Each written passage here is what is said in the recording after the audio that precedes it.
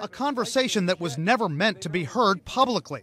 Jerry Brown, Democrat running for California governor, talks with his aides about support his opponent Meg Whitman might get from police unions. Whitman will give me what kind of deal that I want. What am I saying? I think a whore.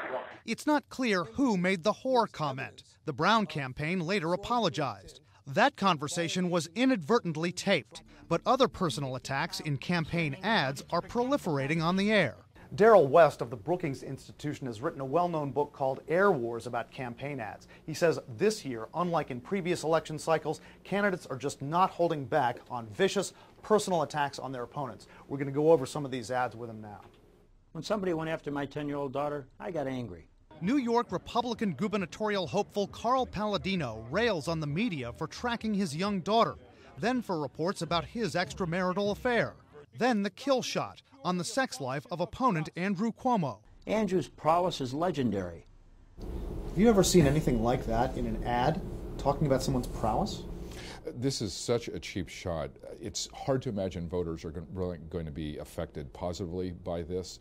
They're going to view this as unfair, going beyond the grounds of fair play. Cuomo's response? A statement from a spokesman saying of Palladino, New Yorkers know he is unfit to be governor with his unstable outbursts, smears, and total lack of substance. Some political experts, though, argue that that actually does work, that going negative is effective.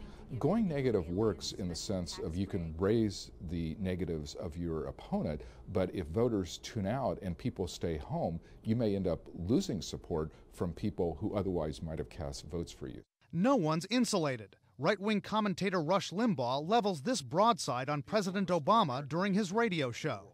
He's a jackass. He's an economic illiterate. He's an economic ignoramus. Does it reflect a certain mentality on the campaign trail and on the political discourse overall this year? It reflects a mentality of mean-spiritedness, that people are not focusing on the issues, they're insulting the opposition. Why is the nastiness at such heightened levels right now? Darrell West says a few factors are unique to this year. Candidates and commentators clearly sense the voter anger out there and they want to tap into it. They realize the stakes are especially high for the balance of power this year. And he says candidates sense the media's not doing as much fact-checking on their ads and public statements. They don't think they'll be held accountable. Brian Todd, CNN, Washington.